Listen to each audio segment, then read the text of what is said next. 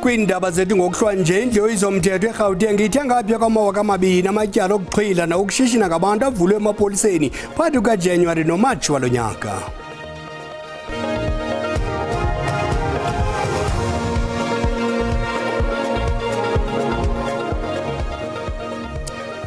Xabisa ixesha ukuze nexesha likuxabise njengesiqhelo ngelixesha kwelijelo zidaba uxolo malibenani.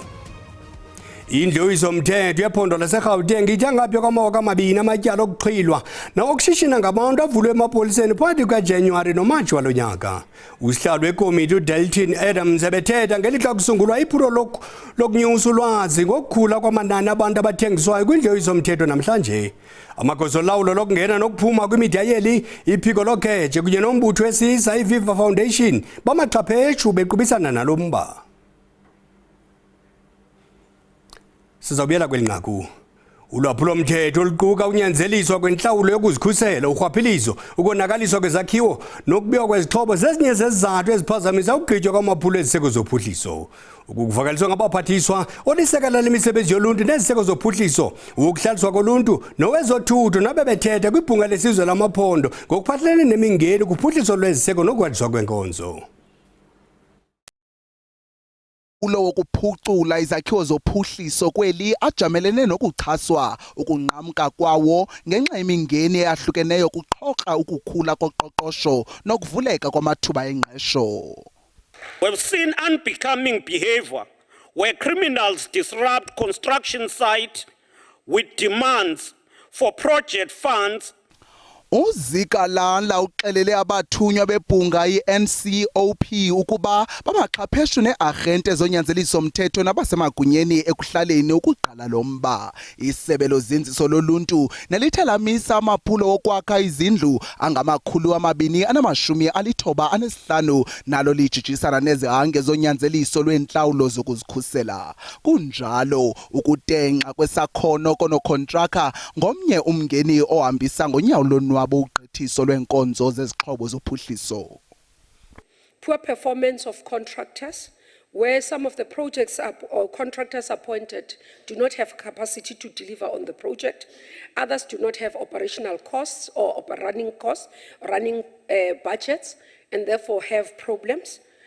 Kananjalo kukwakho amatyala orhwaphilizo nalapho umasipala bacele inkxaso-mali kwisebe zathi zakukhatywa ezo zicelo bayangqo kwabasemagunyeni wezezimali zikazwelonke neziye zasetyenziswa gwenxa ngomasipala. Umphathiswa wezothutho uthe ukudilizwa kwezixhobo kwicandelo lezothutho ngololiwe kutyabule eli imali esondele kwi-5 billion yerandi. Ukwaleke ngelithi ukuze uqoqosho luxhamle yaye lusebenze ngokusemgangathweni ofanelekileyo impahla ezingange-tons eziyi-200 ukuya kwezi-250 kudingeka zithuthiwe kwinkqubo yololiwe yeli minyaka le, kodwa oko akwenzeki.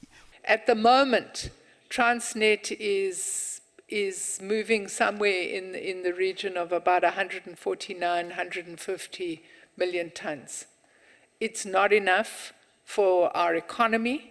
It's not enough to protect the jobs in mining. Ukanti ke elibhunga likazwelonke lamaphondo iNCOP ngamafutshane liza kubamba utyelelo oluza kujolisa kuwo olithoba amaphondo weli kwiveki ezimbini ezizayo ukuhlola inkqubela phambili yokuthi xhaxhe komgangatho ukuphucula nokugqithisa inkonzo zezakhiwo zophuhliso. iTransnet ithi ubume bokushikoxeka kwezimali okubonakele ukuqala kule minyaka idlulileyo buyalithwaxa eliziko. Iinkokheli zeliziko bezivele phambi kwekomiti ejongene nenkcitho kumaqumrhu karhulumente ngelahleko yayo ye-7.3 billion rand kunyaka-mali ophantsi kwengqwalasela. Izikhulu zakwa-Transnet ziphekwe zisophulwa ngemibuzo emva kokulahlekelwa kweli qumrhu ziibhiliyoni zerandi. Umnini Zabelo ubuzwe ngezimali ezinkulu ezinikwe amanye amagosa phezulu alahlileyo kweli qumrhu emva kwezityholo zomsebenzi ongemhle. I suppose the question one would have to look into in terms of the settlement regarding the former group CEO is what were the contractual agreements when exiting. Amanye amalungu avakalise ukuxhalaba lityala elikhulu leli qumrhu kunye neendleko zokulihlawula. lenyuke ukusuka ku-122 ukuya ku-130 yeebhiliyoni zeerandi kunyaka-mali odlulileyo. Eli qumrhu likwathi ukwebiwa kwekopolo nokonakaliswa kwemizila kunegalelo kule lahleko yemali. That is pure an interruption in the network. Trains cannot move or product cannot move. And because of that interruption, no volume moves. We have to now repair the damage that was caused by the criminal elements. Lisaleka ngelithi lilahlekelwe yi-2.1 yeebhiliyoni zeerandi ngenxa yeziganeko zokhuseleko. UPhillips uthi ukumiselwa kwesicwangciso sokuguqula izinto kunqande ukwehla kwemithwalo ehanjiswayo. Ndingululama Matya weendaba ze-SABC ePalamente eKapa. Uluntu lwasihlahlakanyane ngaseSansithe eMntla-Ntshona lubambe umngcelelo ojolise ekufakeni uxinzelelo kumashishini angqonge lo mmandla ukuba angalulibali uxanduva nalo lokuzisa uphuhliso kule ngingqi. Phakathi kwamashishini uluntu aqhankqalaze ejolise kulo ziinkampani zemigodi iHorizon Chrome neyomgodi iThutse.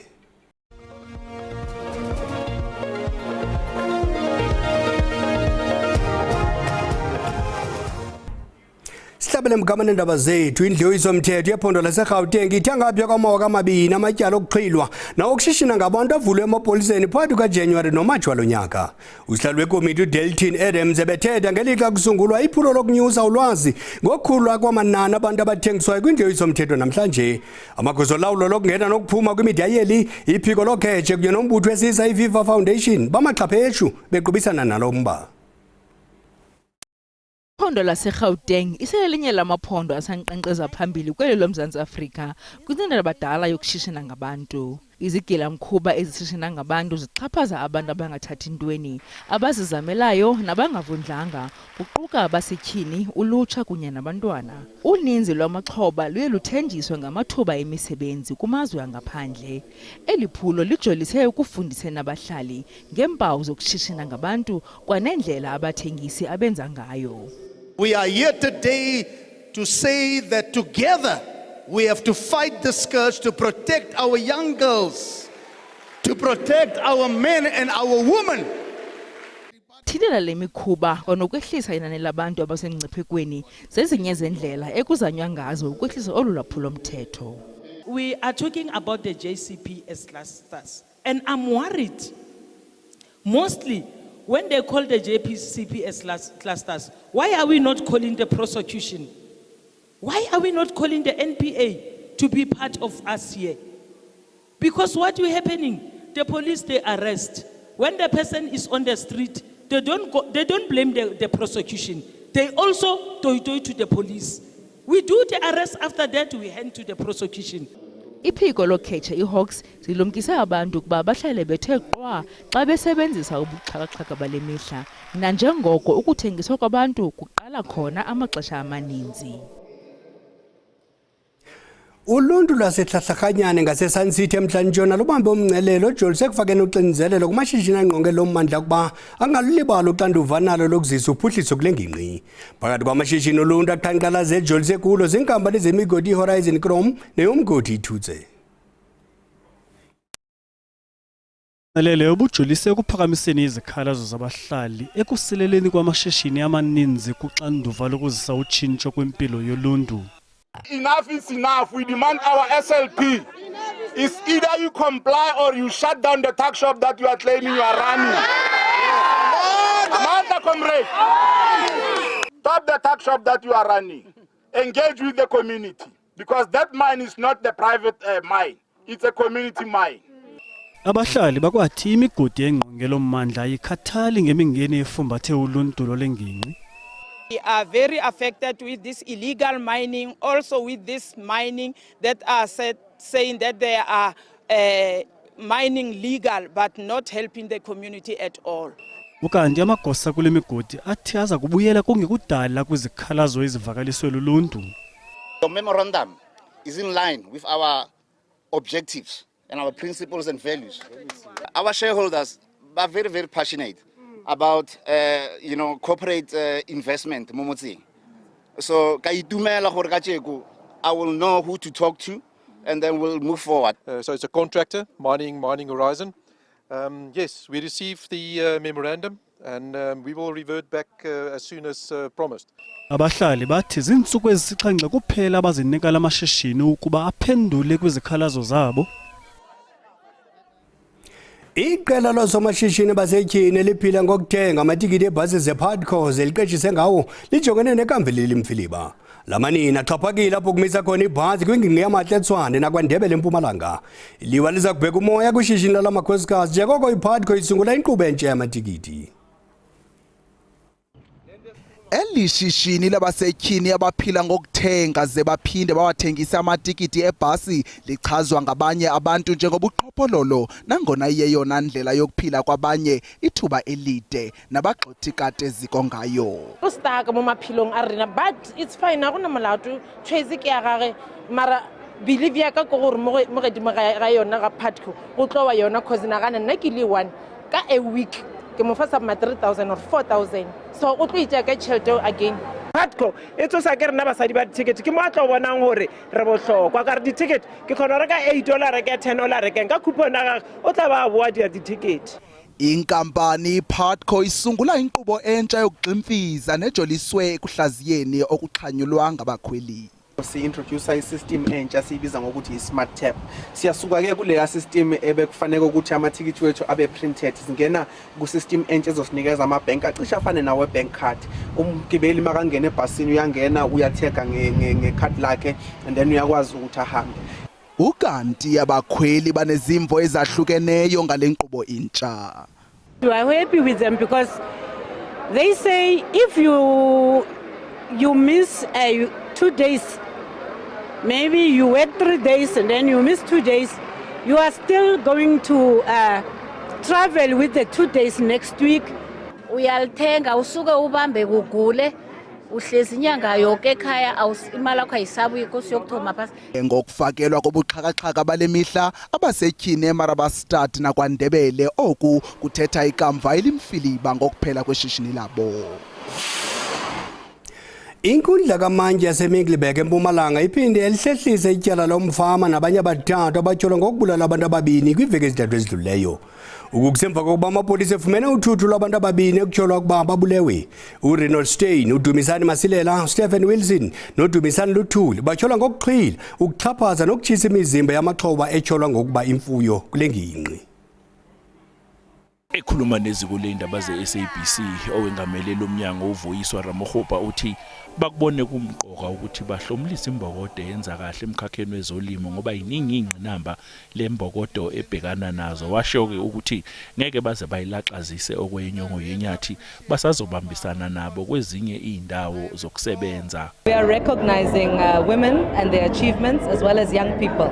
We've profiled a lot of different entrepreneurs, both small scale, the ones that are doing backyard farming, right up until the commercial farmers that are supplying to all of the major retailers. Laba badla umhlanganisa bawuvala umlomo ngalemqomelo babalule ingqinamba ababhekene nazo kulomkhakha bathi imali abayitholela izokwenza umkhulu umehluko emabhizinisini abo.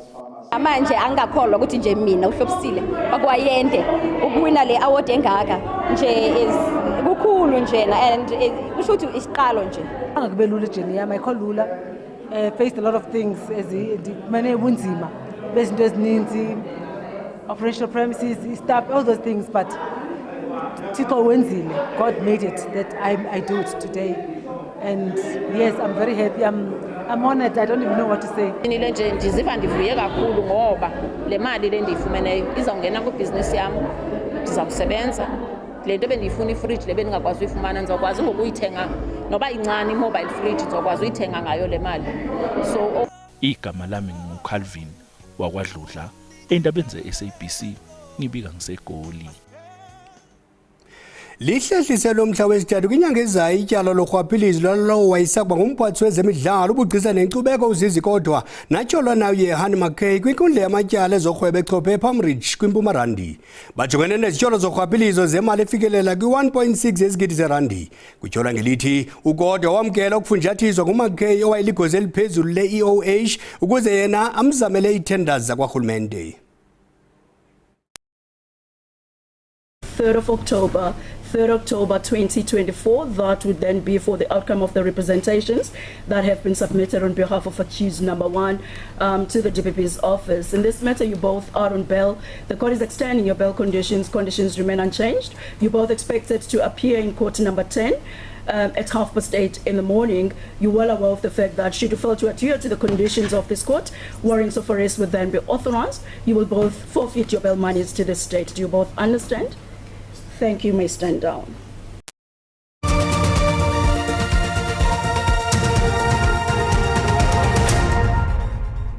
Okugqibela nto zakuthi amazwe elizwekazi eAfrika adinga ukutyalana ngakumbi kwizakhono zophuhliso nobuxhakaxhaka bale mihla. Ukukuthethwe lulutsha oluthathe inxaxheba kukhuphiswano lezakhono kwihlabathi iWorld Skills Competition ebanjelwe eLyon eFrance. Intatheli yethu noNjabulo Mntungu waMakamu nosokhamera uSibusiso Tembe bathethe nabagqatswa kolukhuphiswano. Njengamanje ke sikhona lana ke eLyon Arena iyona ke indawo lapho ke kuzobe kube khona ke umcimbi lapho kuvulwa ke ngokusemthethweni i-competition eyaziwa ke nge-World Skills Competition khona ke la edolobheni laseLyon eFrance. Sinawo ke amazwe amaningi akhona lana azoqeqesha azoqhudelana mayelana ke nomsebenzi ophathelene nezandla. Siyazi ukuthi ke neNingizimu Afrika inabo ke abafundi abangaphezulu ke kuka-26 abakhona la abazoqhudelana ke ngomsebenzi kohlukahlukene. Njengamanje uzokhuluma ke nomunye ke wabaqeqesho bekade ke siza ke zona lezi ingane ukuthi ke zikwazi ukuthi ziqeqeshwe ngokufanelekile ukuthi bezokwazi ukuthi baqhudelane namanye amazwe. Sinaye ke umnomzane ke uMalibongwe. Umnomzane uMalibongwe swane sakwamukela. Cela sitshele nje kabanzi ukuthi mhlambe ngabe amaphi ke amakhono iNingizimu Afrika ezokwazi ukuthi ke ikhompithe kuona. Ngibingelela South Africa kakhulu silapha eFrance kuzokhompitha nalamanye okuqhudelana nalamanye amazwe kumakhono lafaka ekhathi i-bricklaying, ayifaka ekhathi i-cooking, ayifaka ekhathi i-beauty, ayifaka ekhathi i-CNC and turning, ayifaka ekhathi automobile spray painting, ne-carpentry, ne-plumbing, ne-welding. Abantu abaningi bebeshilo ukuthi bakhathazekile ngoba siyazi ukuthi iNingizimu Afrika izoqhudelana namazwe afana noChina esazi kahle ukuthi ke sebengaphambili bona mawubheka ke mhlamba amakhono abanawo. Ngisho ukuthi mhlambe ngabe izingane zase South Africa kuyizona ezikhona la ngabe ziqeqeshwe ngokwanele ukuthi kwazi ke ubhekana nengqinamba engase sibhekane nawo kona le competition.